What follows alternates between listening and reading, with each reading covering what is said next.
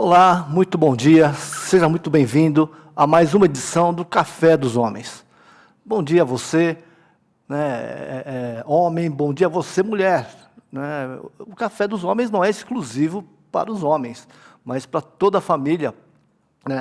O homem, a mulher, a criança, o vovô, a vovó, pode interagir e participar do Café dos Homens. O Café dos Homens é organizado pela UPH, a União Presbiteriana de Homens, e ele tem por objetivo tratar de assuntos práticos do dia a dia, do cotidiano, da vida de cada um de nós. As situações do trabalho, situações em casa, conflitos, dilemas, obstáculos que todo ser humano enfrenta no dia a dia. E hoje nós temos a honra e o privilégio de receber uma pessoa muito legal, muito bacana, que é o Benedito Guimarães Aguiar Neto. Olha, só a sinopse do currículo dele já é enorme. Então, permita-me, Benedito, eu vou fazer a sinopse da sinopse do Benedito. O Benedito possui graduação e mestrado em Engenharia Elétrica pela Universidade Federal da Paraíba. Tá? Ele possui doutorado, o negócio aqui é em alemão, tá? Doutorado em eletrotécnica pela, olha só, Technische Universität de Berlin, na Alemanha, e pós-doutorado pela University of Washington, Estados Unidos. Foi presidente da Associação Brasileira de Instituições Educacionais Evangélicas, tá? E também foi reitor da Universidade Presbiteriana Mackenzie, aqui em São Paulo. E desde fevereiro de 2020, fevereiro desse ano aqui, ele é presidente da Coordenação de Aperfeiçoamento de Pessoal Docente, da CAPES, que faz parte do Ministério da Educação e Cultura, aqui do Brasil. Antes de entrar aqui e chamar o meu querido Benedito, que vai falar sobre um assunto muito interessante, muito importante. Ele vai falar sobre o conhecimento científico e tecnológico para o desenvolvimento social e econômico do nosso Brasil. Então, são assuntos de grande interesse, com certeza, para todos nós. E o know-how que ele tem, a experiência que ele tem, e o que ele vive no dia a dia, com certeza, vai trazer muito conhecimento e muitas sementes que gerarão frutos. Eu creio que para cada um de nós aqui que estamos assistindo e para o Brasil como um todo. Ok? Mas antes de chamá-lo, vamos orar, vamos conversar com o Senhor para que Deus ilumine a mente, os ouvidos de cada ouvinte aqui e que o Senhor esteja agindo no falar do Benedito. Ok? Então vamos orar. Senhor Deus Pai amado, nós te agradecemos, Senhor, porque o Senhor é um Deus de amor, um Deus de misericórdia. Nós sabemos que todas as coisas cooperam para o bem daqueles que te amam e que te ouvem, Senhor. Então, abre os nossos ouvidos, abre o nosso coração, abre o nosso entendimento, tira tudo aquilo que não vem de ti, ó Pai. Coloca a tua paz, a tua sabedoria, o seu discernimento nos nossos corações, nos nossos ouvidos e também do nosso querido preletor Benedito, Senhor. Que o Senhor esteja falando, usando a língua dele para ser um canal de bênção na vida de cada um de nós. Pai, abençoa o trabalho dele em Brasília e que ele possa ajudar o nosso país aqui a avançar mais e mais e crescer. Somos 210 milhões de habitantes que precisamos muito de educação e ajudar cada brasileiro a avançar, porque sem educação nós não conseguimos avançar, Senhor. E que o Senhor esteja ajudando ele também aqui nessa preleção, Senhor, que ele possa falar e enriquecer ainda mais o nosso conhecimento com o grande conhecimento que ele tem, Pai. Abençoa cada família que esteja assistindo aqui, Senhor. Esteja com cada brasileiro, esteja com os nossos governantes. Abençoa, Senhor. Pai, eu te peço também perdão pelas nossas falhas e nossos pecados, por tudo aquilo que nós tentamos, como Paulo diz, o bem que ele quer não consegue fazer, e o mal que ele não quer fazer, ele acaba fazendo.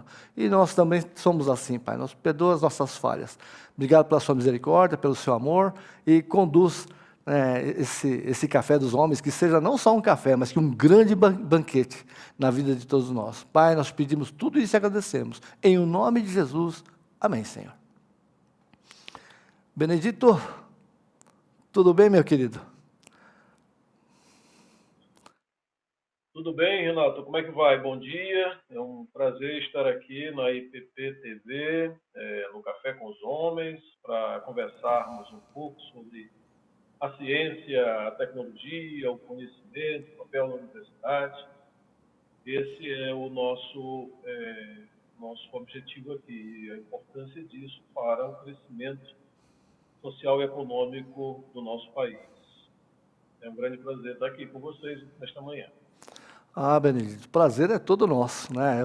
Como eu acabei de falar, Benedito, a questão aqui, acho que teria que até mudar um pouco de nome. Em vez de café dos homens, seria o banquete dos homens e da família inteira, né? Então, vai ser um privilégio. Obrigado pela honra que você nos dá de participar do Café dos Homens. Nós o convidamos, ele de bate-pronto, com uma agenda super cheia, né? Ele abriu um espaço para os homens da UPH, que tem um monte de homem que só dá trabalho, né, Benedito? Mas ele abriu o coração ali para servir, né? Porque ele primeiro, antes de mais nada, é um homem de Deus, é um servo do Senhor, e foi muito bacana. Então, obrigado por essa cooperação, por essa ajuda. Eu tenho certeza que vai ajudar muita gente, né? No sentido de continuar estudando, buscar o aprimoramento acadêmico, cultural, né, que é uma coisa muito importante, né? Muita gente nesse momento de instabilidade econômica fica com receio, fala, não vale a pena estudar, não vale a pena eu me aprimorar, porque eu já estudei muito e não consigo arrumar emprego, não consigo construir uma carreira. E você que está pensando assim, olha, eu tenho certeza que o Benedito vai mudar esse ponto de vista, ok?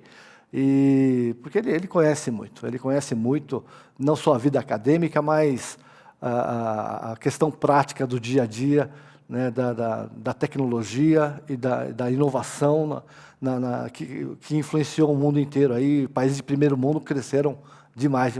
Então, Benedito, tá, a palavra é sua, né, seja muito bem-vindo e, ok, pode aí arrasar aí, né, com a sua fala, por favor. Obrigado, meu querido.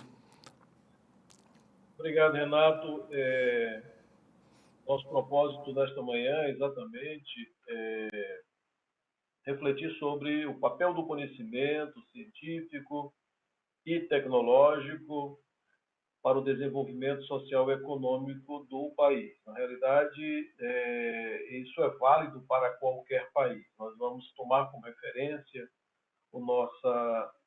o Brasil, com relação a alguns pontos que levantaremos a respeito desse assunto, mas na realidade é um assunto que é válido para qualquer que seja o país, em qualquer parte do mundo. Eu espero que nós possamos refletir sobre esse assunto nesta manhã, neste fórum tão importante, não é? Que é o Café com os Homens, é a segunda vez que eu participo, já há alguns anos atrás.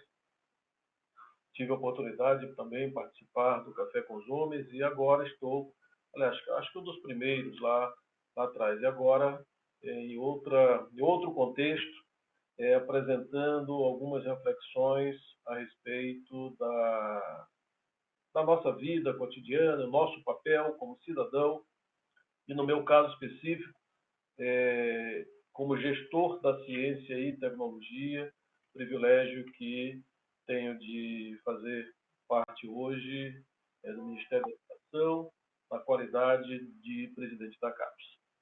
Bom, então eu vou usar alguns slides para a minha apresentação, para a minha reflexão, e eu estarei dando algum sinal aqui, levantando aqui o dedo para que a gente possa, então, conversar, passar os slides. Na realidade, nós estaremos falando muito o que significa geração do conhecimento, né? Me chamou a atenção bastante a frase que está nesse slide, que está contida no Plano Nacional de Pós-Graduação de 2011 para 2020, Plano Nacional de Pós-Graduação sob responsabilidade da CAPES, Na realidade, isso aí foi escrito há 10 anos atrás, né, em 2010, e válido para esse decênio que se encerra neste ano de 2020. E me chama a atenção a expressão que dizia: o país entrou no século XXI como uma potência emergente, com a perspectiva de tornar-se a quinta economia do planeta no decênio 2011-2020. É bem interessante essa expressão, é bem otimista essa declaração. Ela realmente mostra aquilo que nós que gostamos de ter usado esse último decênio que hoje começa em 2011. O completarmos que estaria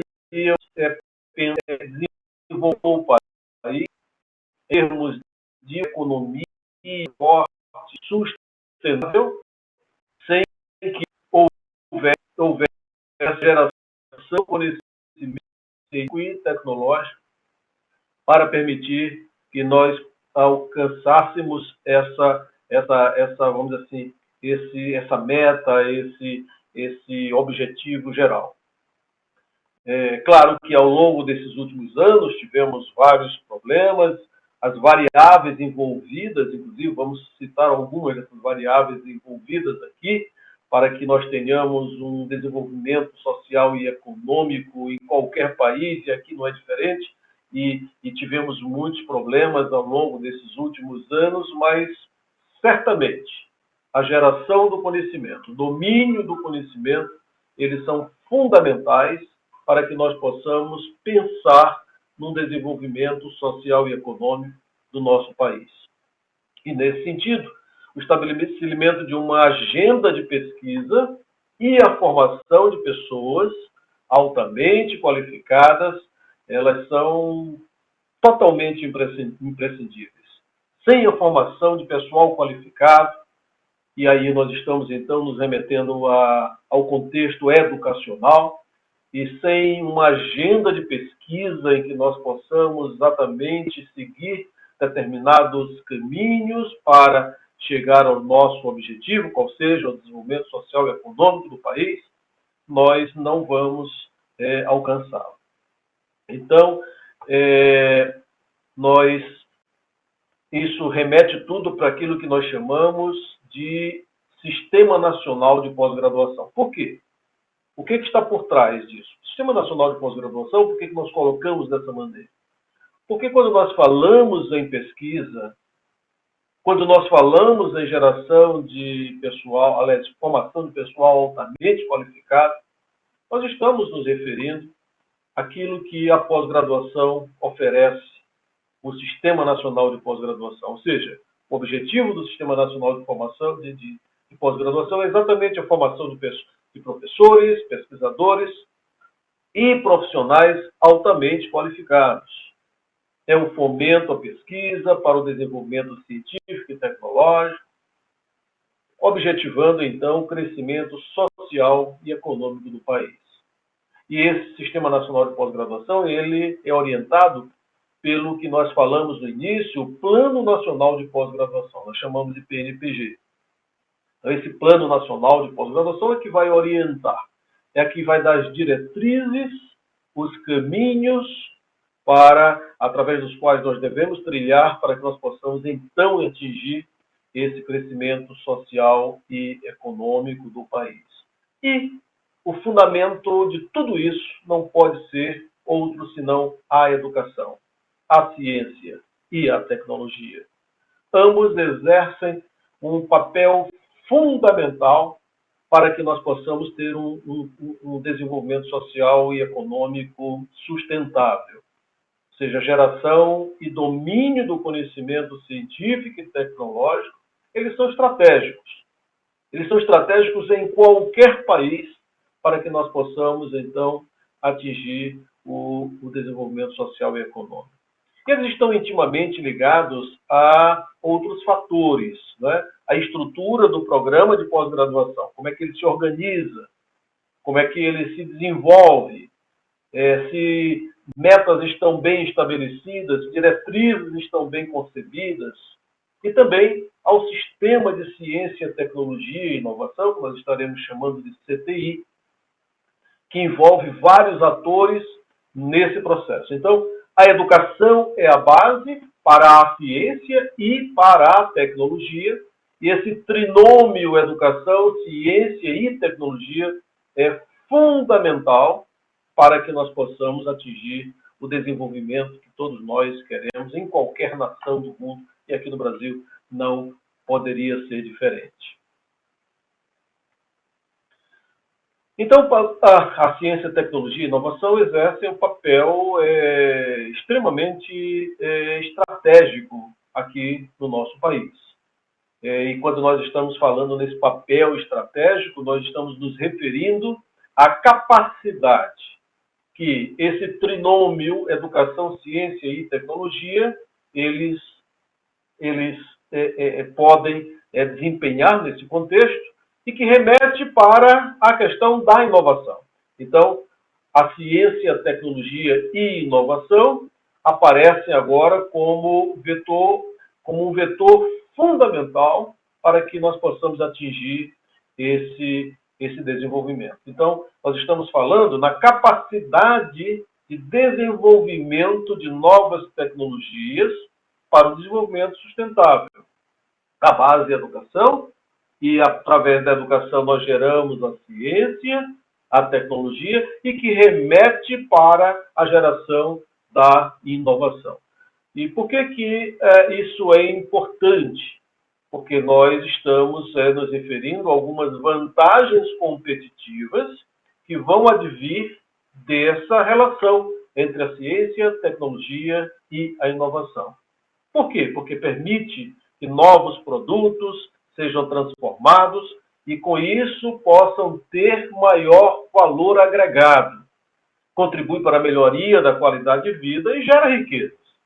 Então, a sustentabilidade econômica de um país só se alcança como consequência natural da geração da inovação, da geração de novos produtos, novos processos, que vão gerar riqueza, que vão gerar bem-estar para a sociedade, qualidade de vida, e vão deixar o país mais competitivo no cenário internacional.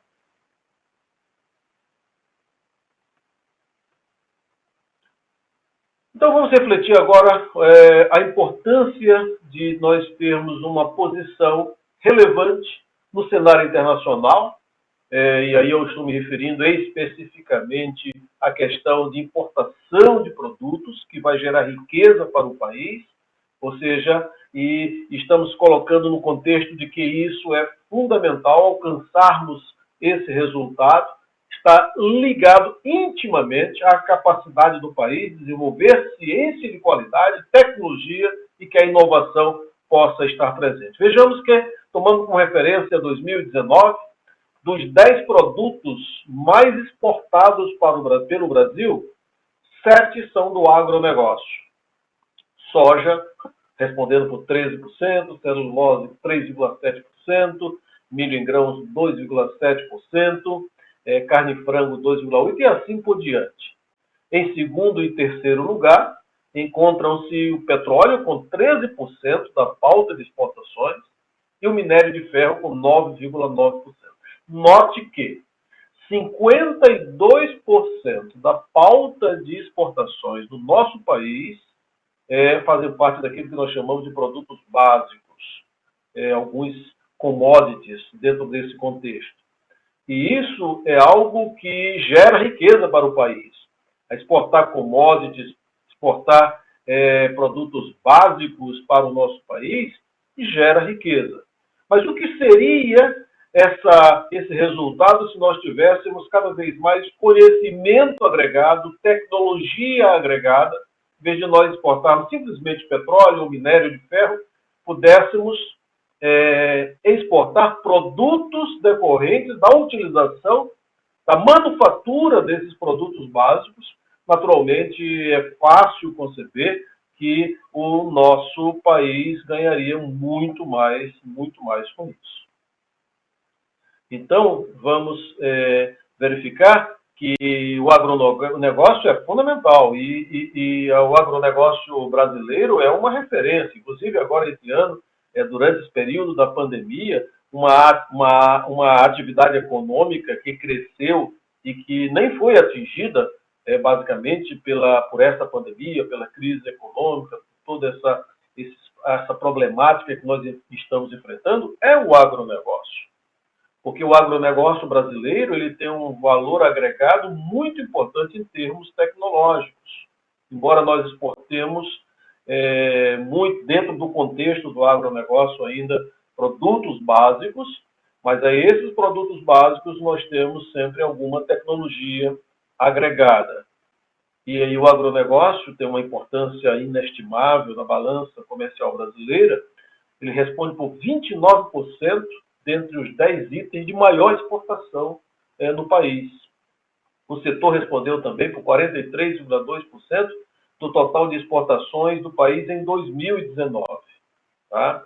Os itens mais exportados tendem a ser relacionados, como nós falamos, ao uso de tecnologias, né, no campo, tecnologia utilizada no campo, ou seja, a partir da prospecção de preparação do controle climático, praga e produção, colheita e armazenamento, tudo isso a tecnologia é importante. Quanto mais, e estamos falando de parte do agronegócio, de produtos básicos. Imagine se nós agregarmos cada vez mais tecnologia a esses produtos básicos, nós teremos uma vantagem muito grande. Por quê? Porque o Brasil tem uma vantagem muito grande sobre muitos países pela grande extensão de áreas cultiváveis. E isso, por si só, é uma vantagem competitiva. Então, se nós compararmos a exportação de produtos básicos e produtos manufaturados, nós vamos ver que a nossa pauta de exportações, considerando as 250 maiores empresas exportadoras em 2019, foi de 52% de produtos básicos contra 48% de produtos manufaturados. Ou seja, nós temos um potencial, nós temos uma margem aí muito grande de crescimento de produtos manufaturados, considerados de produtos básicos no contexto da geração de riquezas para o desenvolvimento social e econômico do país. Então, nós vemos que esse aumento da participação de manufaturados na pauta, ela é importante, por quê? Porque ela vai trazer maior valor agregado em conhecimento aos produtos básicos. Ou seja, nós só vamos alcançar um maior volume de produtos manufaturados nas exportações se nós temos mais conhecimento ao processo do produto e ao processo, ou seja, desenvolver novas terapias ou aperfeiçoamento de tecnologias, aperfeiçoamento de produtos, aperfeiçoamento de processo, a melhoria da qualidade. Não se faz isso sem conhecimento. Não se faz isso sem a ciência, sem o domínio do conhecimento científico e tecnológico que vamos e com isso possamos então ter melhores produtos no mercado internacional. Nós estamos referindo àquilo que nós chamamos de competitivo. O país se torna cada vez mais competitivo. A indústria nacional será cada vez mais competitiva se nós associarmos aos seus produtos, aos seus processos, um nível cada vez maior de inovação. Nós estamos falando aqui em inovação de processos de produção, inovação de produtos, inovação de processos. A inovação, ela vai gerar competitividade, ela amplia o mercado e ela gera novas demandas para outras inovações. À medida que nós dominamos determinado processo, e a partir do momento em que nós desenvolvemos determinados produtos, aquele conhecimento tecnológico agregado não apenas aumenta a nossa competitividade para aquele produto, mas aumenta nosso potencial de competitividade, porque nos permite o aperfeiçoamento, a qualidade do processo de inovação para que nós, então, gerar riqueza, possamos maior valor agregado, a participação do produto naquela área de conhecimento do mercado internacional. Vamos falar agora um pouco sobre como nós medimos isso, como é que nós nos situamos no cenário internacional. Tá? E o nosso objetivo aqui vai ser agora verificar como é que nós nos encontramos em termos do conhecimento científico gerado no país e tecnológico, e como nós estamos conseguindo transformar isso em inovação. Então, nós vamos nos referir inicialmente àquilo que nós chamamos, aquilo que é denominado de Índice de Competitividade Global. Tá? Então, inicialmente, vamos falar aqui rapidamente sobre os principais potencializadores de eficiência segundo o Fórum Econômico Mundial. Um dos principais potencializadores citados e utilizados para o estabelecimento desse índice é o índice superior. É o preparo científico, o preparo tecnológico e também, naturalmente, a dimensão de mercado. Então, são esses insumos muito importantes, entre outros, que são citados e têm um peso muito grande quando do cálculo do índice de competitividade global, o ensino superior. Tá? Mas também a formação de mão de obra altamente qualificada, ou seja, não apenas no ensino superior, mas no ensino técnico, ser os operadores com eficiência de todo o processo, mas a concepção, a criatividade, a inovação, ela vai estar muito ligada à formação de pessoal altamente qualificado, e isso se obtém no âmbito do ensino superior. A mão de obra altamente qualificada é fundamental, é um dos principais desafios a serem alcançados, alguns desafios a serem vencidos, para que nós possamos ter a geração e o domínio do conhecimento.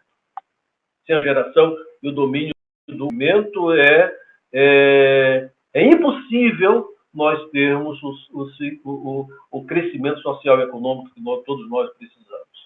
Então, se nós compararmos como é que o Brasil está dentro do contexto internacional, dentro desse contexto que nós estamos falando. Segundo o Fórum Econômico Mundial, o Brasil está na 71ª posição no ranking mundial entre 141 países, caindo 3 posições nesse último ranking. Nós temos em primeiro lugar Singapura, segundo lugar os Estados Unidos, terceiro lugar Hong Kong, e o Brasil está, como nós falamos, na 71º lugar, após temos a Jordânia atrás do Brasil, aliás, à frente do Brasil, e logo em seguida temos a Sérvia, 70º lugar.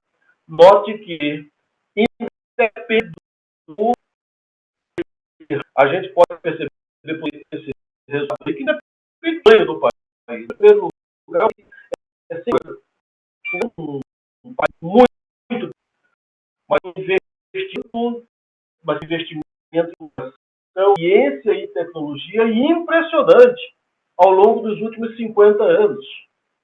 É um país muito minúsculo, como também Hong Kong, e estamos aí diante de um país como os Estados Unidos. Então, não é necessariamente apenas ser um país grande, como os Estados Unidos, com uma dimensão continental, como são os Estados Unidos, para que nós possamos ter o domínio científico e tecnológico que nós estamos falando. Ou seja, o domínio da ciência algo estratégico para o país, independe dos seus recursos naturais, né, e independe também das suas dimensões.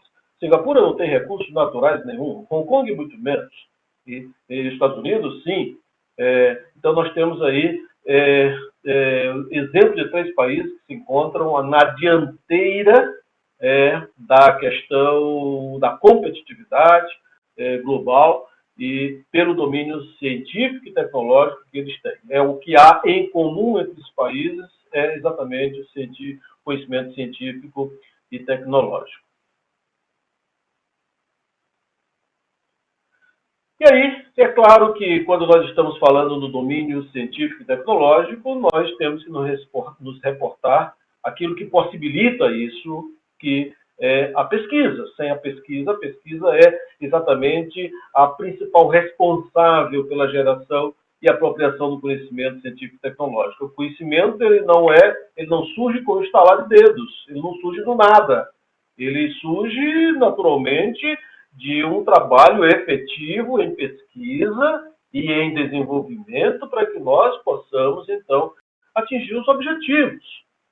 E por que o Sistema Nacional de Pós-Graduação é fundamental nesse contexto? Como nós falamos já no início. Porque 95% da pesquisa relevante que é realizada no país, ela é desenvolvida no âmbito do Sistema Nacional de Pós-Graduação.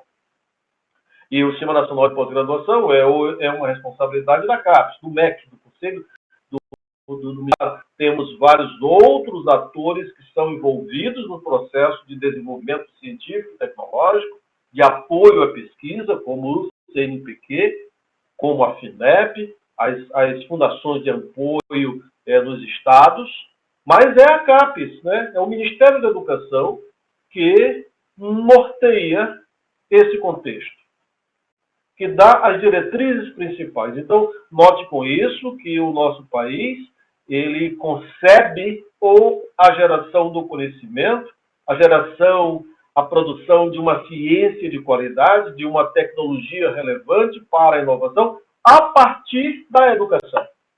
Por isso, a CAPES está no Ministério, exatamente no Ministério da Educação, porque a base de tudo é a educação. Então, a CAPES é complementar ao CNPq, é complementar a FINEP e todos os outros atores nesse processo e desempenham um papel fundamental. Hoje, eu tenho o privilégio de estar à frente desse órgão responsável por as diretrizes para o Sistema Nacional de Pós-Graduação, portanto, para a pesquisa do país.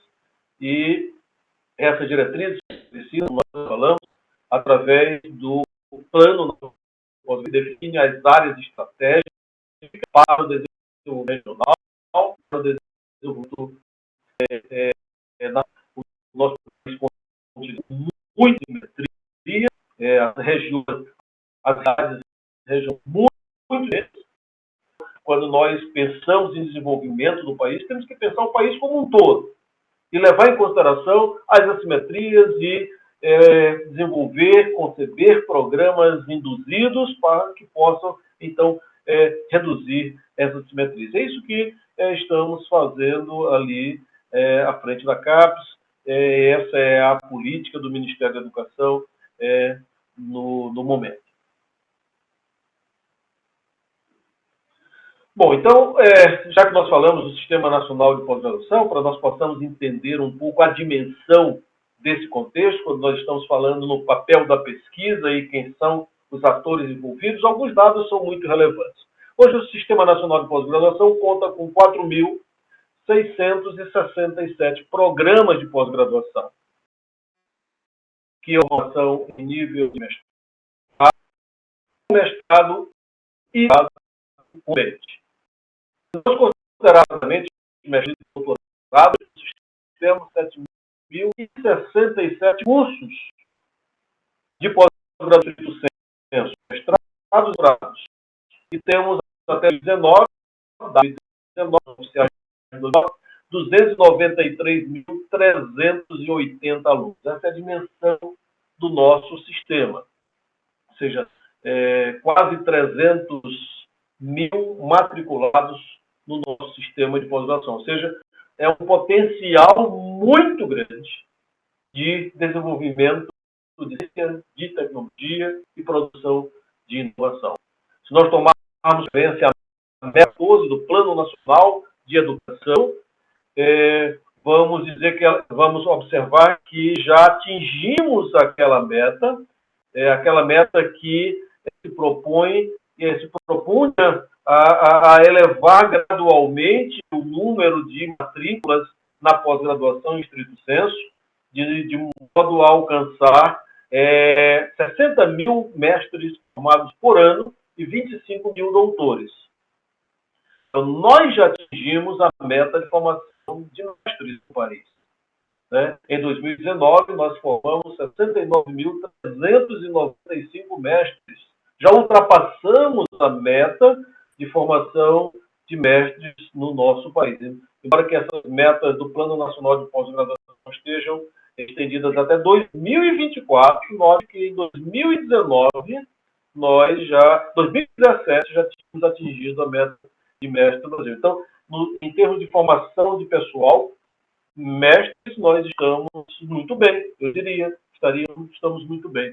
Em termos de formação de doutores, estamos bem também, porque já atingimos 97,2% da meta, agora tomando como referência 2020.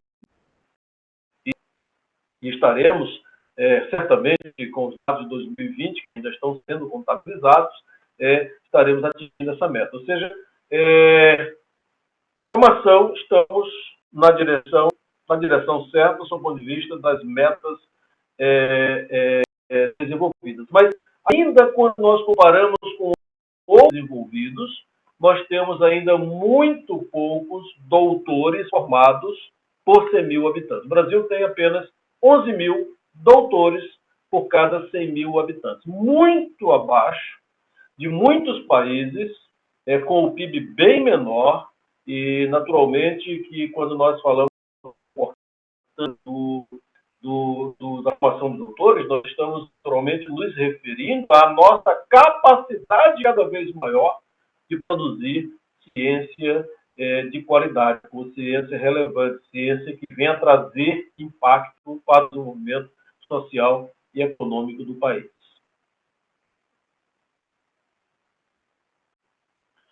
Então, o Sistema Nacional de Pós-Graduação, podemos dizer que ele está consolidado, cumprido a sua missão de formar cientistas, desenvolvedores e profissionais das mais diversas áreas de atuação, mas é essencial que esse sistema, como parte do sistema geral de ciência, tecnologia e inovação do país, que não é apenas o Sistema Nacional de Pós-Graduação, não é apenas a parte da educação, todo um contexto que temos inserido aí para os propósitos que nós estamos discutindo, nós precisamos pensar como esse sistema pode contribuir cada vez mais no cumprimento da sua missão, para que o país possa ser mais competitivo, para que nós possamos ter uma maior presença no mercado internacional, porque essa presença no mercado internacional, ela vai estar ligada intimamente à nossa capacidade de produzir ciência de qualidade, ciência de impacto, ciência relevante, e que vai nos permitir desenvolver a inovação tecnológica. Então, vamos comparar a geração do conhecimento com o resultado dessa geração do conhecimento dentro do contexto que nós estamos falando. Então, nós estamos agora... Como é que nós podemos aferir essa geração de conhecimento? Pela produção científica. Né? Produção científica. O Brasil hoje está no 14º lugar no ranking mundial, segundo a base Simago, de 2019. Esses são dados atuais. O Brasil está no 14º lugar no mundo em termos de produção do conhecimento. E quando nós estamos falando em produção do conhecimento, a medida da produção desse conhecimento é exatamente a produção científica, toma-se como referência principal as publicações científicas, a divulgação científica daquilo que realizado no país. Temos um volume significativo. O Brasil se destaca entre vários outros países do mundo pela sua produção científica em termos de volume. Mas, entretanto, nós observamos o impacto dessa produção científica, nós verificamos que nós estamos na 62ª posição, tá? Medida em citações por publicação, estamos aí chamando de CPP, e entre 74 países, com um mínimo de 10 mil publicações. Então, se nós tomarmos como universo 74 países, com no mínimo 3 mil publicações, aí não vale a pena pegar com menos do que isso, né? Mas esse número pode variar em função do número de publicações que você toma. Mas se tomarmos países que têm no mínimo 3 mil publicações, são 74 países no mundo, nós estamos lá no fim da lista. Estamos no 62º lugar. O que nós podemos concluir com isso? Que é um descompasso entre a produção científica, a produção do conhecimento e o mesmo que nós esperamos ou que nós poderíamos esperar em termos de competitividade do Brasil no exterior. Claro que quando nós falamos em competitividade, nós vamos falar mais tarde, não é ligada apenas à questão do conhecimento. O conhecimento é fundamental, é um insumo básico e fundamental, mas temos naturalmente outras variáveis que influenciam nesse resultado. Mas vamos ver então agora outro aspecto extremamente importante, que nós vamos ser mostrado no próximo slide, que é exatamente o Índice Global de Inovação. Também dados recentes, 2019, e que mostra que o Brasil está na 66ª posição no ranking mundial entre 129 países. Então, vejam só. Geramos o conhecimento, que nos coloca um volume significativo, 14º lugar, mas quando nós vamos verificar a apropriação desse conhecimento para a inovação, nós estamos realmente em situação muito desfavorável, ainda na 66ª posição no ranking mundial entre 129 países. E isso remete, então, à questão da competitividade global, nos colocando no 72º lugar. Ou seja, note que a inovação, há uma certa correlação aí, clara, entre conhecimento gerado, inovação e o resultado final em termos de competitividade global. Tá? Então, nós temos aqui países muito menores, com PIB muito menor, países também muito grandes, estão na nossa frente em termos de inovação. Então, a conclusão que nós tiramos é que nós precisamos ter cada vez mais uma reflexão para que nós possamos produzir ciência em todas as áreas do conhecimento de relevância e que nós possamos desenvolver a capacidade de nos apropriar desse conhecimento científico gerado para gerar inovação e nos levar a maior competitividade. Por isso, contribuir para o desenvolvimento social e econômico do nosso país. Então, a universidade não pode... é o espaço natural de reflexão e geração de conhecimento. E é o responsável pela produção científica. E o que dizer sobre o desenvolvimento de tecnologias? O que dizer sobre o desenvolvimento da inovação tecnológica? É também papel da universidade? Como pode a universidade se tornar um polo gerador de novas tecnologias? Esse é o grande desafio que nós temos pela frente. A grande pergunta que nós fazemos: qual é o papel da universidade dentro desse contexto? Nós sabemos, todos nós temos consciência, é na universidade que se gera o conhecimento novo. É na universidade que se aperfeiçoa o conhecimento.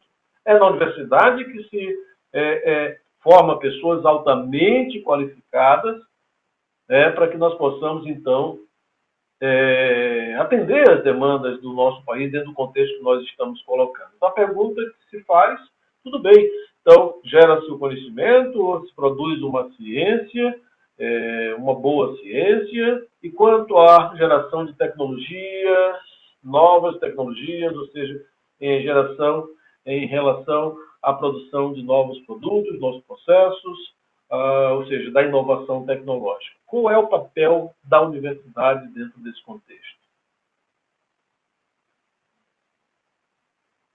Bom, primeiramente, vamos rever alguns conceitos aqui que considero bastante fundamentais. O que é o conhecimento científico?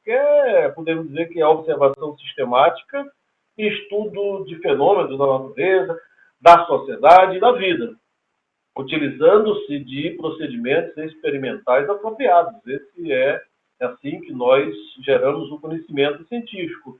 É através da observação e da experimentação. E a partir daí é que nós, então, tomamos as nossas conclusões, tiramos as nossas conclusões, formulamos teorias e geramos o conhecimento.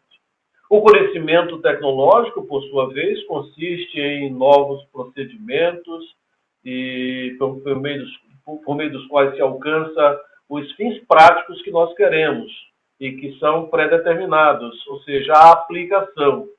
E o fazemos através da utilização do conhecimento científico, ou seja, o conhecimento científico é a base para o conhecimento tecnológico. Nós não vamos ter conhecimento tecnológico sem conhecimento científico.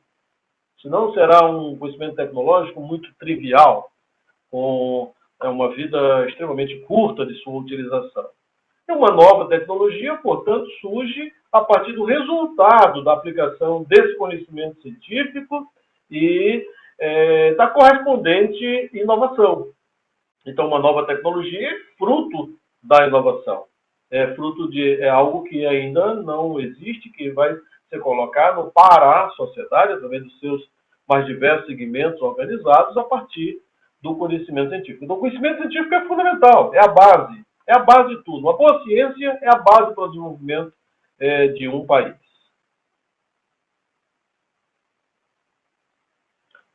Então, revendo ainda alguns conceitos, vamos rever o conceito do que é inovação. Nós vamos fazê-lo estritamente falando aqui daquilo que nós estamos nos referindo à inovação tecnológica e a definição segundo a Organização para a Cooperação e Desenvolvimento Econômico, a OCDE, definição de 93. O que é inovação tecnológica?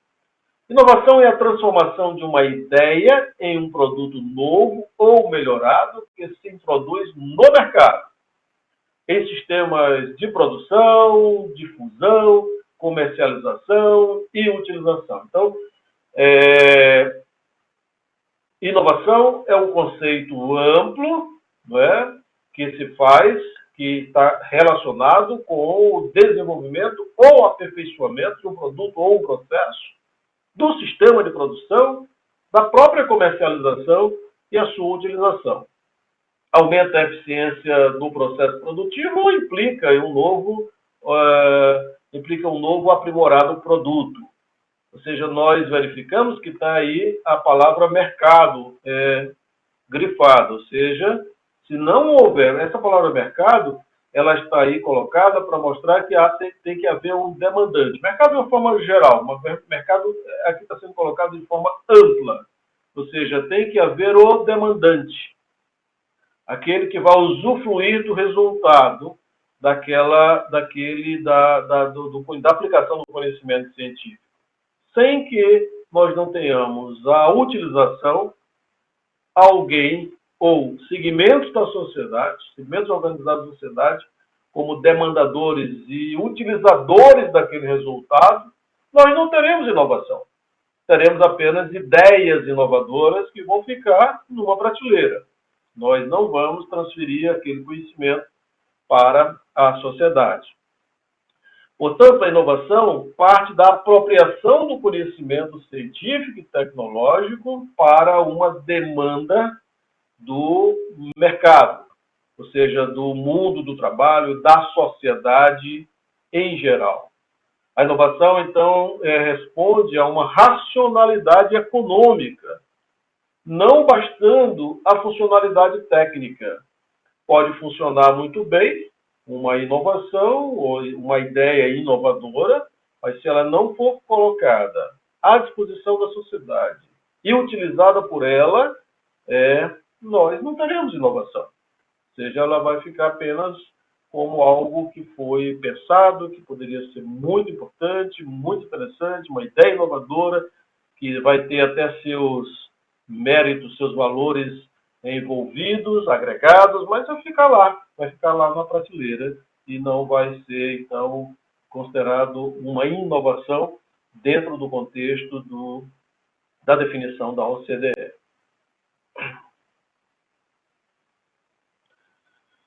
Portanto, é intuitivo, depois disso que nós colocamos, é intuitivo pensar ou concluir que a pesquisa exerce um papel extremamente importante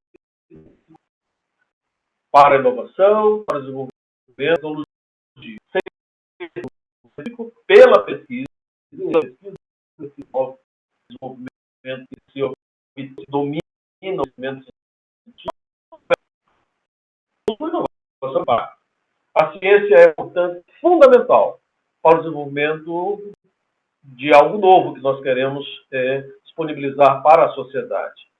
E dentro desse contexto, naturalmente, quando a gente fala em mercado, quando nós falarmos em segmentos organizados da sociedade, a capacidade empreendedora é igualmente fundamental, pela intrínseca relação que vai ter, pela ponte que vai ter entre o setor demandante, que é a sociedade, nós estamos chamando isso de mercado, e a geração de conhecimento que parte da universidade, centros de pesquisa, institutos tecnológicos e os vários atores envolvidos nesse sentido. Quando nós falamos em universidade, nós estamos nos referindo à instituição que gera o conhecimento na formação. Podem ser, no nosso país, tanto pode ser universidades, na sua natureza jurídica, como os institutos tecnológicos, os centros de pesquisa, naturalmente,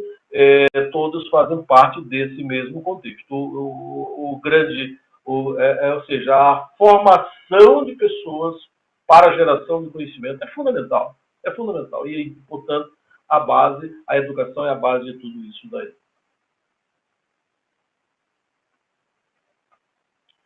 Bom, então, quando nós falamos aqui em ciência, tecnologia, inovação e falamos também em competitividade econômica. Para deixar mais claro, vamos aqui tecer algumas reflexões que consideramos importantes nesse momento. A inovação leva a maior competitividade econômica, não há dúvidas, pelo que nós colocamos aqui, tá?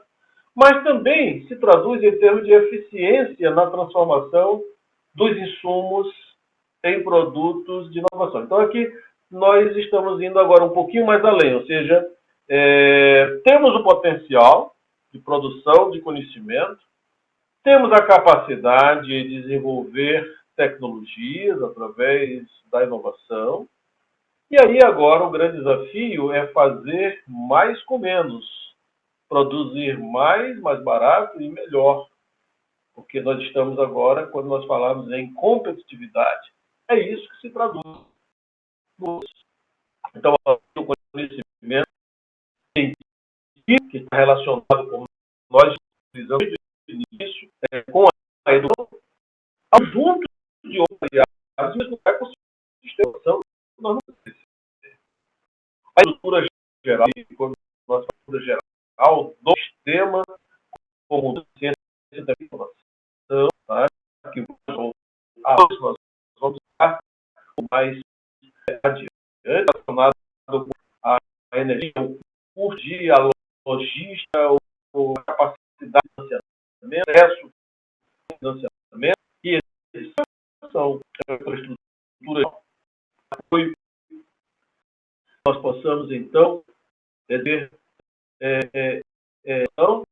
relacionada com o ambiente de negócios, né, com o ambiente político, com o ambiente regulatório, a que nós temos, a facilidade que nós temos de abrir o negócio, de circular, a financiamento do negócio, o sistema regulatório de aquisição de insumos, assim, para importação de insumos para que aquela inovação seja desenvolvida. Então, o contexto é bem amplo. Ou seja, quando nós somos medidos em termos de inovação e competitividade econômica, embora a educação, a geração da ciência e tecnologia sejam fundamentais, o sistema educacional seja a base, a referência de tudo isso, outras variáveis entram nesse contexto e apenas eu citei aqui algumas delas que considero extremamente relevantes e nas quais algumas dessas aí nós ainda estamos no ranking internacional em situação bastante desfavorável, tá? Bastante desfavorável. Então, como resultado disso, por exemplo, só falando sobre essa questão do ambiente regulatório, no país, no Brasil, o registro de patentes pode durar até 11 anos. E se fala numa média de 94 meses, ou seja, a partir da descoberta, da geração de inovação, do produto, a sua patente, a proteção intelectual relacionada com aquilo que foi desenvolvido, demora 8 anos, no mínimo, 7 a 8 anos. Nesse sentido, a tecnologia já pode ter mudado. Outros países mais ágeis, mais eficientes em termos de utilização dos seus insumos para a inovação, podem estar na nossa frente. Nós perdemos, então, essa corrida. Esse é o grande desafio que temos ainda no nosso país e que muitas ações, o próprio governo federal está, no momento, elaborando um grande projeto para os próximos 10 anos, no sentido de que muitas dessas dificuldades, sobretudo regulatórias, elas possam ser vencidas. Elas podem ser vencidas dentro para que a gente possa atingir esse objetivo. Portanto, vamos então agora ir para a questão mais prática da coisa. Então, quem são esses atores que eu estou falando desde o início desse processo? Quando nós falamos do sistema de ciência, tecnologia e inovação, nós nos remete ao processo de pesquisa, desenvolvimento e inovação. E dentro desse contexto, do processo de pesquisa, desenvolvimento e inovação, nós temos algumas competências dentro desse trinômio, ciência, tecnologia e inovação. Primeiro, temos que ter competência quanto ao reconhecimento da demanda da sociedade, seja do mercado, seja o que o mercado está demandando, para que nós possamos, então, se nós queremos produzir um novo produto, um novo processo, em atendimento à demanda da sociedade, precisamos saber, reconhecer qual é essa demanda. Primeiro, segundo, a competência relacionada com o conhecimento científico e tecnológico, a base de tudo isso. E depois, a nossa capacidade de desenvolvimento, que está relacionada não apenas com o conhecimento em si, mas com a eficiência do processo de se utilizar dos insumos disponibilizados, dos insumos gerais, tá? Para que nós possamos, então, atingir o nosso objetivo. E aí surge aquilo que nós chamamos de ecossistema de pesquisa, desenvolvimento e inovação. A demanda, ela é responsabilidade da empresa, né, que vai comercializar o produto, da sociedade em geral, que vai demandar o produto, dos setores organizados da sociedade, sejam públicos ou privados. É claro que se é o setor público, significa que somos todos nós que estamos pagando por aquele desenvolvimento, né? Ou seja, ao demandarmos, aquilo custa. Então, não existe nada de graça. Então, existe sempre a demanda, ela gera alguma despesa, algum investimento. Então, mas ela precisa ser estabelecida, tá? A demanda precisa ser estabelecida. Isso parece trivial, mas é um dos grandes problemas que nós temos. É um dos grandes problemas, estabelecer a demanda. O que vai ser feito? O que necessariamente vai ter espaço lá na sociedade, no mercado, para que nós possamos, então, atingir os nossos objetivos. Tá? A partir do estabelecimento da demanda, temos-se naturalmente, volta por favor, o conhecimento, que ele está centrado na academia. É a universidade, são os centros de pesquisa, são os institutos tecnológicos do país. Então, conhecimento está gerado ali. E o financiamento. E aí vem o financiamento. Governo, empresa, pessoas, insumos, precisam...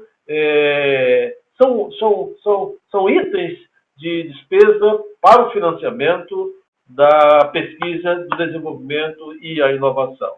Então, financiamento é fundamental. Então, o governo ele tem a grande responsabilidade de financiar a pesquisa básica, a pesquisa aplicada, mas quando parte para já a pesquisa, a etapa de inovação, vamos dizer assim, na prototipagem de um produto, de um processo, já para ser comercializado, naturalmente que isso é uma responsabilidade do demandante. Seja o próprio governo, seja quando é algo que vai ser disponibilizado para a sociedade ou a empresa. Então, nós podemos concluir que o grande desafio de produzir ciência, tecnologia e inovação é um desafio conjunto. Esse ecossistema de pesquisa, desenvolvimento e inovação não é papel de um único ator, mas de um conjunto de atores da sociedade, e que tem responsabilidade do governo, a universidade e a empresa, os setores organizados da sociedade, de uma forma geral, os setores demandantes por aquela inovação. E por essa razão é um processo complexo, não é um processo simples, é um processo que demanda, de fato, atenção especial e cada um cumprindo com suas responsabilidades. Esse eu acho que é o grande desafio no nosso país. Ou seja, mudar um pouco a cultura daquilo que nós temos hoje vigente. Então, o processo é um processo amplo, e como nós falamos, complexo, e ele deve levar em consideração as potencialidades institucionais. Cada instituição tem as suas potencialidades, tem as suas vocações, e as vocações regionais também. E um dos grandes desafios é saber o que é mais importante. O que é mais importante para essa região, para o país como um todo. Ou seja, nós precisamos desenvolver um trabalho colaborativo, envolvendo diferentes perfis e atuações complementares desses atores envolvidos no processo. E temos que temos que definir aquilo que é mais estratégico para o país, aquilo que é prioritário para o país. Sempre a gente diz, o cobertor é curto, não dá para a gente atender todas as demandas. O que é importante para o país como um todo, é muito relevante para toda a nação, em termos desse contexto que nós estamos colocando, e aquilo que é, por exemplo, mais importante para a região norte do país, região nordeste, região sul, sudeste, centro-oeste, e assim por diante. Então, definir estratégias a partir daquilo que realmente são áreas estratégicas para o desenvolvimento social e econômico do país é fundamental. E aí definir prioridades. Eu creio que é isso que é o grande desafio que nós temos pela frente. O que é prioritário para o país? E que nós possamos, então, puxa vida, isso aqui é prioritário, vamos nessa direção, investir todos os nossos esforços numa conjunção de esforços para que nós possamos, então, alcançar aquele objetivo. Esse é o nosso grande, creio que é o nosso grande objetivo, é o nosso grande desafio do momento. Como nós desenvolvemos esse trabalho que é, por si só, de natureza colaborativa, de maneira que possamos todos juntos contribuir, governo, sociedade, universidade, ou seja, a academia, não a universidade, a academia de uma forma geral, tá? Os atores envolvidos para que nós possamos contribuir para o desenvolvimento social e econômico do nosso país.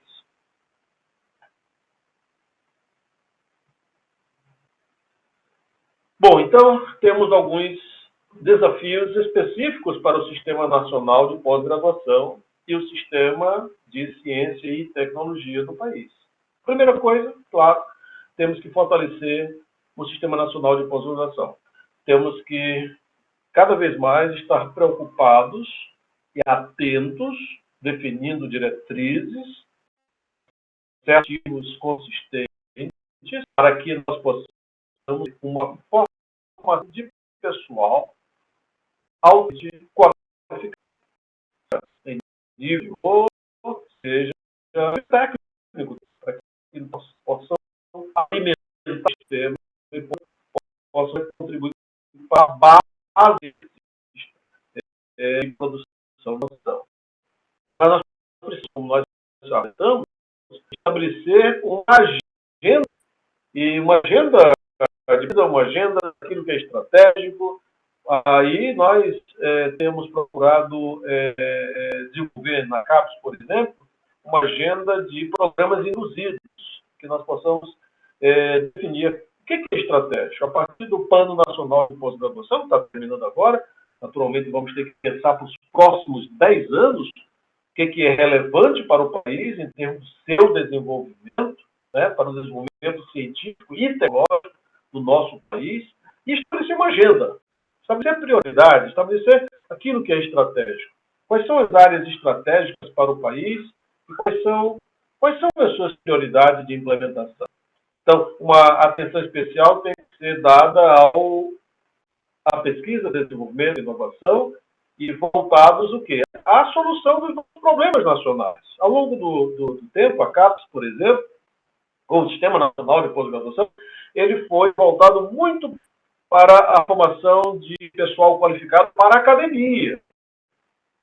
Havia uma demanda muito grande, e ainda há uma demanda menor do que na década de 70, na década de 80, naturalmente, onde houve um boom do crescimento das nossas universidades, das nossas instituições de educação superior, mas hoje há essa demanda e o sistema tem que crescer, precisamos atingir algumas, precisamos continuar formando para a academia, mas não apenas mais para a academia. Nós precisamos, claro que ao longo do tempo não formamos só para a academia, não estou querendo dizer isso, mas nós precisamos agora ter um olhar especial para a formação de pessoas atentas e ligadas mais diretamente aos problemas, aos grandes problemas nacionais. Estamos vendo que o Sistema Nacional de Pós-Graduação, que é o grande responsável pela pesquisa, do conhecimento, possa ser mais direcionado ainda, ter um enfoque ainda maior, mais eminente para a solução dos grandes problemas nacionais.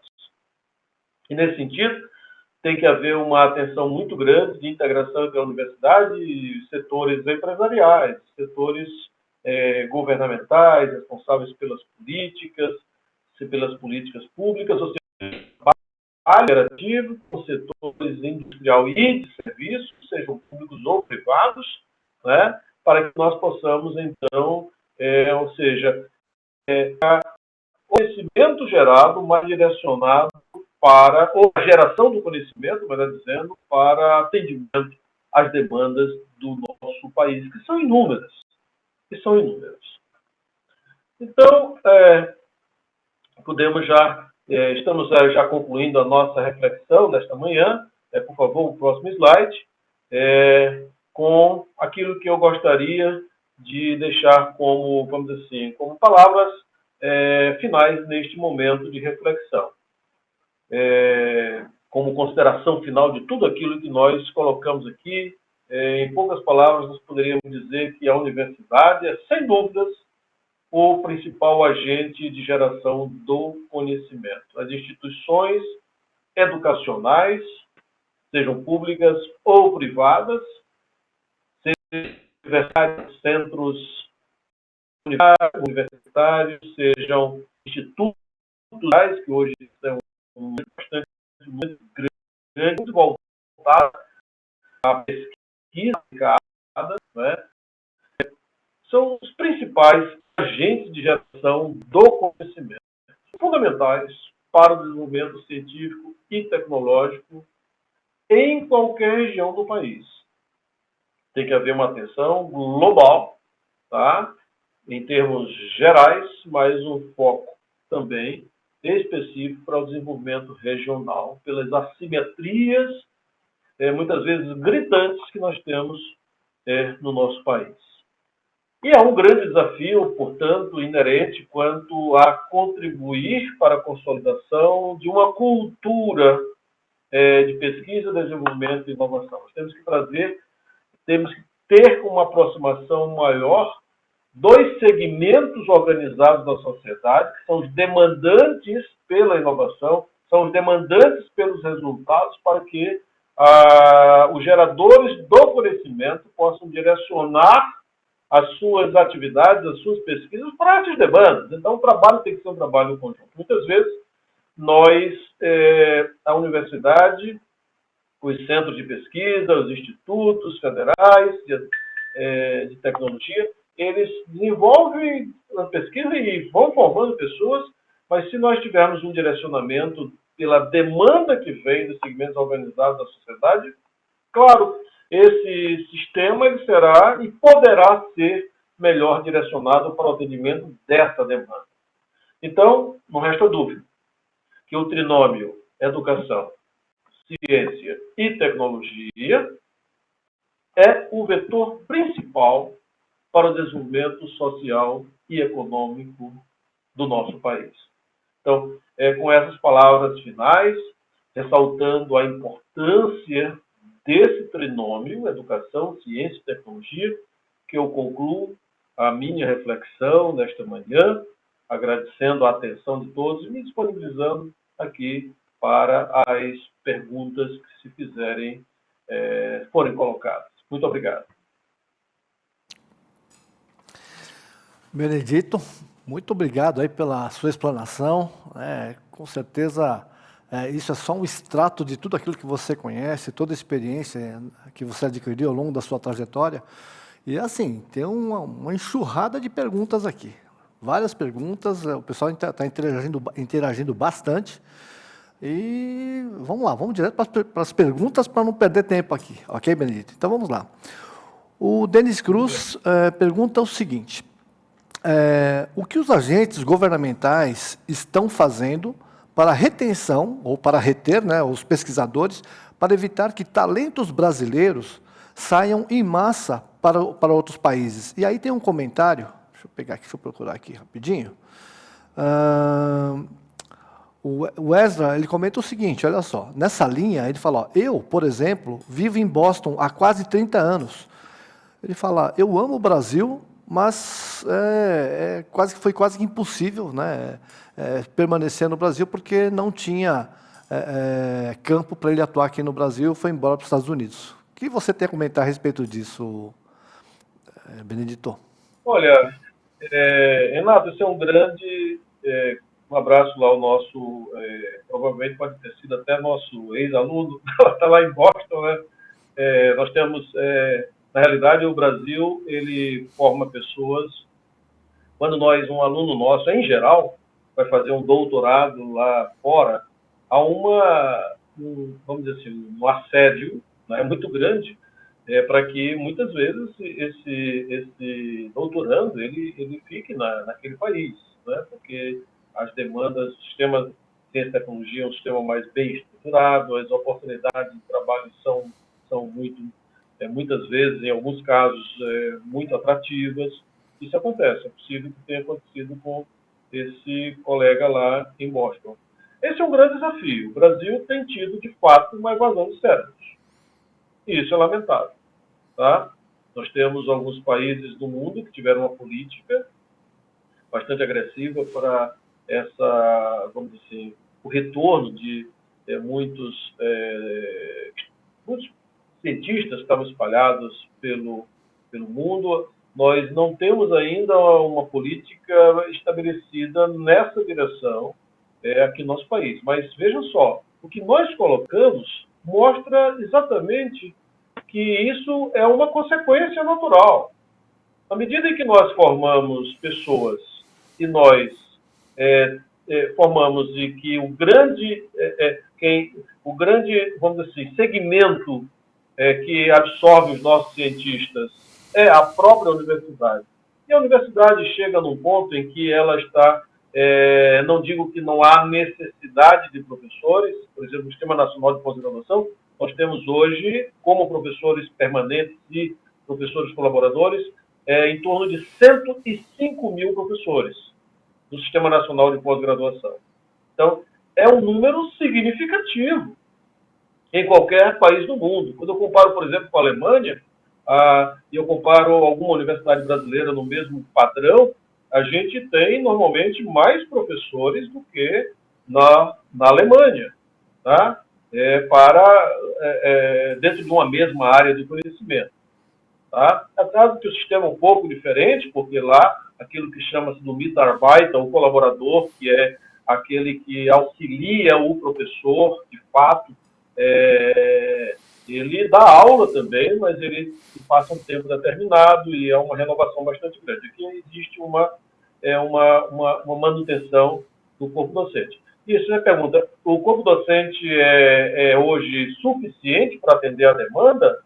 Eu creio que em algumas áreas do conhecimento, em algumas regiões, em algumas universidades, é possível. Aliás, é necessário, sobretudo, reposição desse corpo docente. Tá? Ou seja, em outras palavras, precisamos ainda formar para a academia? Precisamos sim. Agora, como eu falei, se nós não abrirmos frentes, estabelecermos políticas, né, para a geração de inovação, e eu estou me referindo aqui especificamente nessa minha fala nesta manhã sobre a questão da inovação tecnológica. Né? Não significa que em outras áreas do conhecimento não existe também uma demanda significativa que se complementa a essa demanda.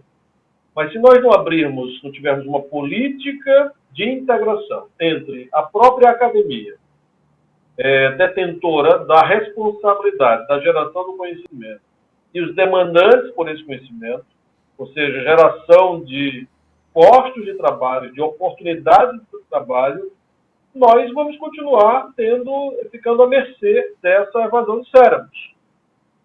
Porque não vamos ter a oportunidade, tá, de emprego e renda para segurar esses jovens, muitas vezes talentosos, que saem do nosso país. Então, como eu falei no início, o governo federal está elaborando uma pauta para os próximos 10 anos, que eu acho muito interessante, muito significativa, nem começou a ser divulgada. Nós estamos já trabalhando dentro do nosso contexto, já nessa direção, pela consciência que nós temos em relação a essa questão, mas é um desafio bastante grande para o nosso país. Tá? Entendi. Muito bom. Benedito, é o seguinte, eu tenho uma pessoa aqui mandando um grande abraço e desejando todo o sucesso do mundo, que é o professor Marcos Eberle. Né? Ele está mandando um abraço para você aí, ok? Vamos lá. Vamos falar. Ok, mandar mais uma pergunta aqui. É do Ice Armin, né? Você comentou agora há pouquinho, num dos slides, que assim, o Brasil está muito focado no agronegócio, né, e, sobretudo, na questão da commodity, ou das commodities. Né? Então, existe um potencial muito grande para o desenvolvimento da tecnologia, da inovação, do conhecimento. O Ice pergunta o seguinte, ó, Benedito, com todo esse potencial, qual o impedimento para o Brasil estar em uma posição melhor? Pois essa é a grande pergunta, né? Essa é a grande questão. Creio que, por exemplo, se a gente toma o agronegócio, é um potencial muito grande. Nós estamos, inclusive, pensando na CAPES, nós estamos discutindo um programa de apoio a pesquisas no agronegócio, de tal maneira que nós possamos, inclusive, contribuir para que haja maior valor agregado aos nossos produtos básicos. gerados no próprio agronegócio.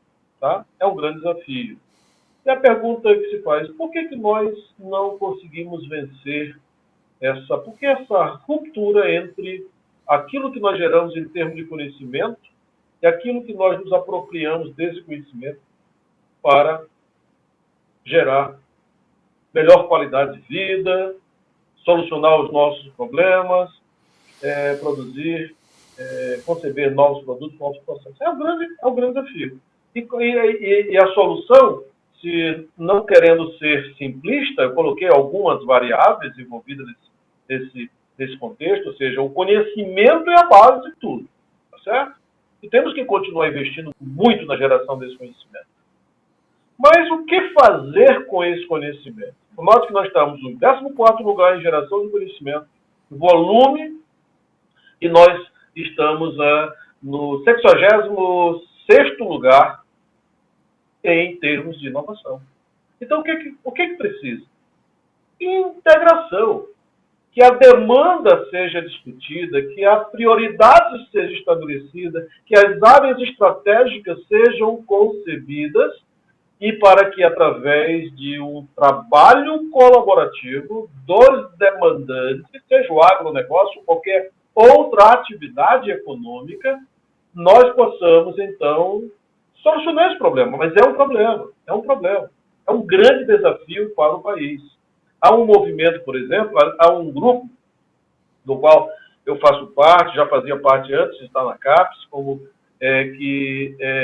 vamos dizer, é o que é chamado de Comitê de Líderes do Movimento Empresarial pela Inovação, chamado MEI. Ontem, inclusive, houve uma reunião bastante interessante, uma conferência web, em que foi lançado o Index Global de Inovação, que nos mostra esse 66º lugar. Ou seja, esses dados são novíssimos.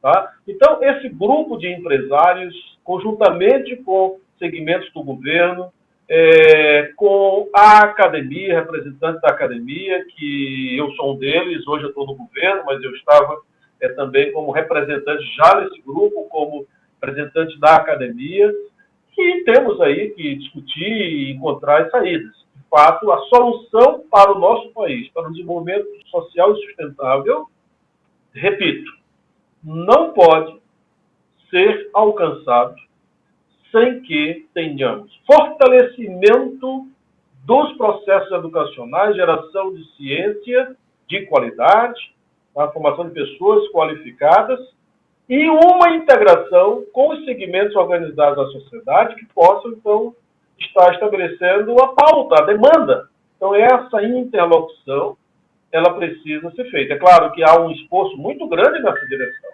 Tá? Não estou aqui querendo dizer que a academia está indo numa direção e os segmentos organizados da sociedade, segmentos empresariais em outra direção. Não. Eu creio que nós precisamos criar pontes cada vez mais efetivas para que nós possamos encontrar conjuntamente a solução. Porque o trabalho é colaborativo. A universidade sozinha não faz inovação. Não faz. Ela pode, então, desenvolver o conhecimento científico, ela pode ter ideias inovadoras, mas procurei deixar bastante claro para que haja inovação e aí gerar riqueza, gerar competitividade do país, contribuir, tem que haver essa conjunção de esforços. Esse é o grande desafio e estamos aí conscientes de que precisamos nos debruçar cada vez mais sobre essa questão. Entendi, bacana, Benedito. Assim, então, o que você está trabalhando aí é justamente nessa questão de criar o link, de criar a integração e melhorar a comunicação entre todos os atores envolvidos, né, interessados na inovação, na tecnologia. Né? Muito interessante. E aí o que acontece? O Denis Cruz faz a seguinte pergunta. Oi? Ele faz a seguinte pergunta. Está vendo o delay? Só desculpe interrompê-lo, mas só citando um exemplo, dentro desse contexto, lançamos ontem um programa, tá, de parceria com os estados através das fundações que amparam a pesquisa, que são é um importante interlocutor no Estado, junto junto à academia. Qual é o papel desse programa? Programa novo, lançado ontem. Tá? Programa lançado. E o edital vai sair terça-feira. Um edital para apresentação de propostas. Qual é a ideia? É que os estados possam definir quais são as suas áreas estratégicas e suas prioridades através de uma interlocução com o segmento organizado naquele estado para apoio à ciência, à pesquisa, à tecnologia, que são as fundações de amparo à pesquisa, de tal maneira que, então, a CAPES possa direcionar os seus esforços para atender aquelas demandas. Então, apenas um exemplo que eu me lembrei agora, oportuno, que é recente, dentro desse esforço de comunicação, de participação e de colaboração para a PDI. Ok. Muito bacana, muito bom. É fresquinho, hein, gente? Isso aí é pão fresco, pão quentinho, né, Benedito? Então, vamos lá. Tem uma pergunta aqui do Denis Cruz, que é o seguinte, deixa eu pegar aqui. O Denis pergunta o seguinte: quais as áreas que têm mais espaço para pesquisa, para desenvolvimento? Quais as áreas mais propícias, né, para os ouvintes que eventualmente queiram ingressar, que tem mais campo para atuar aqui no Brasil, Benedito? Olha, eu acho que a área da saúde, ela necessita de investimentos bastante grandes, e há uma demanda bastante grande por inovações na área de saúde de uma forma geral. Diante de uma pandemia, nada mais oportuno do que direcionar pesquisas. Nesse sentido, a CAPES lançou 3 editais, vai lançar um 4º voltado para o combate e prevenção de epidemia, foco na pandemia do SARS-CoV, ou seja, a doença Covid-19. Então, uma gama de atividades, pesquisas que podem ser desenvolvidas na área da saúde, né, saúde pública em especial, relacionados com a parte de infectologia, epidemiologia, produtos imunobiológicos, atendimento à distância através da telemedicina, produtos, desenvolvimento de recursos computacionais utilizando inteligência artificial para classificação de padrões médicos.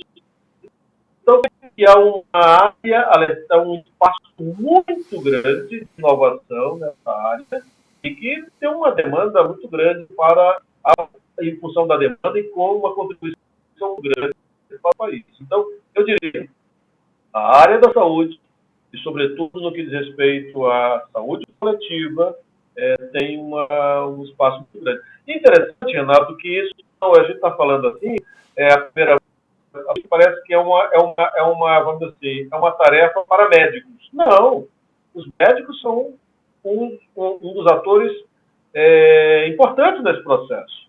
Mas é um desafio multidisciplinar, que envolve médicos, bioinformática, informáticos, matemáticos, pessoas da área social. No próximo edital que nós vamos lançar, então aqui também em primeira mão, dentro do que a gente chama de saúde mental. A pandemia está gerando pessoas estressadas, pessoas com problemas, lares estão sendo desfeitos por conta, índice de suicídio ter se elevado, transtornos mentais têm sido observados, e aí nós estaremos lançando também um trabalho de pesquisas nessa área de saúde mental, de uma maneira que nós possamos, então, contribuir nessa área. Então, quando a gente fala nessa área de saúde, ela é muito multidisciplinar. E a interdisciplinaridade entre essas áreas canônicas do conhecimento, elas precisam ser... Como é que nós estamos fazendo isso? Qual é a medida? Programas reduzidos, voltados para pesquisa, formação necessária. A CAPES tem que trabalhar a formação de pessoas. E a pesquisa é desenvolvida atrelada a de pessoas. Tá? Então, esse é um grande desafio. Outra área, como a gente falou, o agronegócio. Nós somos aí produtores, apesar de que o nosso agronegócio, em algumas situações, há tecnologia envolvida, interessante, mas nós podemos ainda desenvolver mais o conhecimento nessa área para que possamos ter um valor agregado maior a produtos e processos e gerar mais riquezas. Ou seja, não exportar simplesmente por exemplo, a gente tem, por exemplo, também na área de recursos naturais, nós exportamos petróleo in natura, sem beneficiamento ou com pouco beneficiamento, tá? Minério de ferro também. Então, nós produzimos aqui, temos jazidas enormes de minério de ferro e produzimos e exportamos o minério de ferro bruto, né? E podemos ter conhecimento agregado. E isso é inovação, é tecnologia que tem que ser incorporada. E outra área que para não ir muito longe, eu acho que uma das áreas muito importantes que a gente precisa investir no Brasil também é a modernização da empresa, do setor empresarial, daquilo que nós chamamos de engenharia 4.0. Tá? Introduzir a internet das coisas nesse sentido. Então, eu diria que se eu pudesse, e outro também, gostaria de citar, de novos materiais. A própria Universidade Mackenzie tem um centro de pesquisa de referência no país, na produção, no estudo e aplicações de materiais bidimensionais, e especialmente o grafeno. Tá? Então, a área de saúde de uma forma geral, voltado para a saúde coletiva, o agronegócio, a questão da automação industrial, dentro do contexto da engenharia 4.0 e de novas aplicações, estudo e aplicações de novos materiais, eu creio que são áreas que eu poderia citar nesse momento, e são todas multidisciplinares, tá? Envolvem profissionais de várias áreas do conhecimento. Poderia citar que são áreas que precisam de uma atenção especial. Entendi. Muito bacana. Benedito, vamos lá. Vamos falar de questões práticas aí, sobretudo para os jovens, né? Hoje, as estatísticas demonstram que a maior faixa de desempregados ou para conseguir ingressar no mercado está justamente na faixa jovem, lá dos 18 aos 23, 25 anos de idade, né? Graduados ou não. Eles enfrentam grande dificuldade, isso traz desânimo. E pegando carona no que você acabou de falar, da questão da saúde emocional, saúde psicológica, né, que é muito importante, eu gostaria que você desse aí uma palavra de motivação para os jovens, né, porque muitos, diante dessa situação de desemprego, se sentem desestimulados a estudar. Então, falam, não, eu não vou estudar porque não tem futuro, eu prefiro gastar o dinheiro que eu gastaria em formação, eu vou gastar indo para balada, indo para o cinema, né, comprando roupa, né, em vez de partir para o investimento, eles partem para o consumo, para o gasto, né, para a despesa. E tantos outros também, por uma questão de ajudar no orçamento doméstico, acabam nessa situação de retração econômica, se vendo obrigados ou impelidos a sair das suas faculdades ou universidades.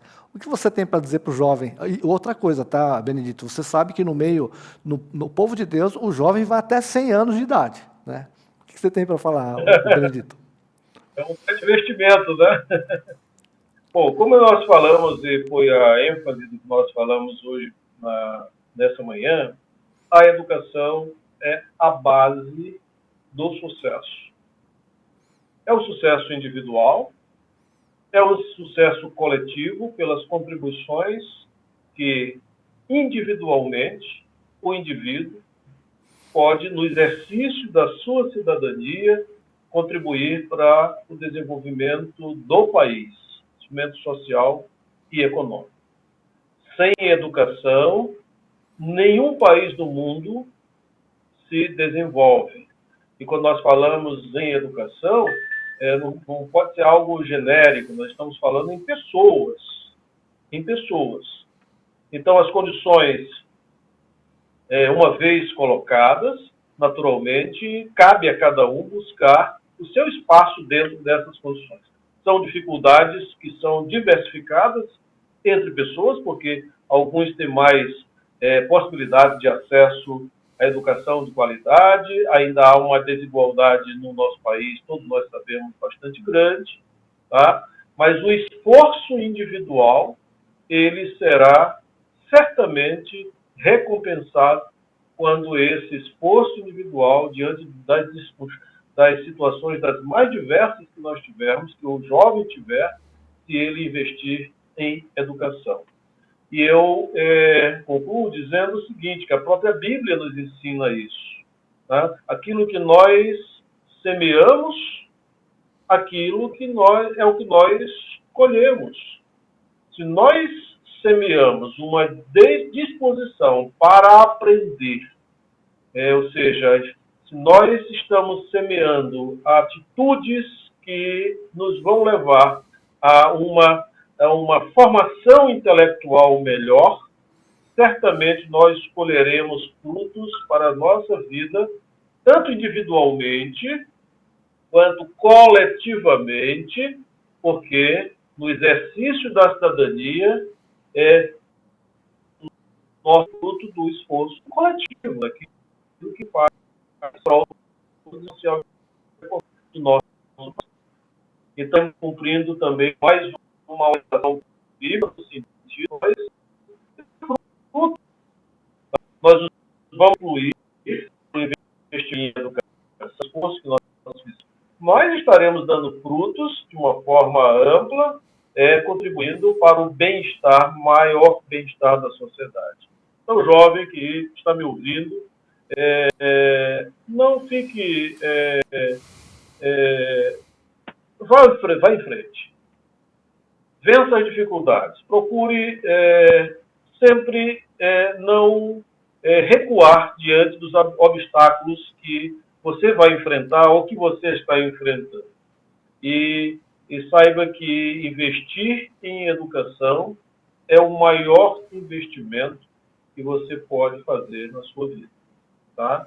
E desejo, então, sucesso para que nós tenhamos profissionais qualificados, que possam estar conscientes das suas responsabilidades individuais e coletivas para um Brasil melhor. Um Brasil mais competitivo lá fora, porque será fruto do nosso trabalho que vai se reverter aqui dentro para o melhor bem-estar da sociedade brasileira. Então, são essas palavras que eu trago para todos aqueles que têm alguma dúvida com relação a investimento em educação. Muito bom, Benedito. Se você permitir, né, sintetizando o que você acabou de falar, é que é mais ou menos assim, a crise ela é passageira, agora o investimento em conhecimento, ele digamos, é eterno, né? É uma coisa que dura para sempre, né? Então, a traça não rói, a ferrugem não corrói, né? O conhecimento ninguém pode tirar de você, isso é uma coisa muito boa, né? Acho muito, muito importante. Benedito, então já estamos finalizando aqui esse banquete dos homens, né? O nosso café dos homens aqui, e eu queria pedir para você que você orasse, né? Para finalizar com chave de ouro o nosso café dos homens, por gentileza. Nós te louvamos, Senhor, esta manhã. Nós te agradecemos pelo privilégio de estarmos neste fórum, do café dos homens que reconhecem a sua soberania sobre as suas vidas e reconhece, Senhor, a importância, Senhor, da tua presença nas suas vidas. Nós te agradecemos pela vida do Renato, toda a equipe deste trabalho, deste programa que está sendo ao ar, sendo levado ao ar mesmo diante desses momentos que nós estamos vivendo de pandemia, e que, Senhor, as palavras que nós trouxemos nesta manhã possam estar ecoando nas mentes, nos corações, de tal maneira que nós possamos ter no nosso país dias melhores, que através do conhecimento gerado, do conhecimento que é dado por Ti, Ou seja, Senhor, o conhecimento a ti pertence e a nós é concedido. E nós agradecemos por isso, porque nós podemos ser instrumentos da disseminação e aplicação desse conhecimento como um dom teu.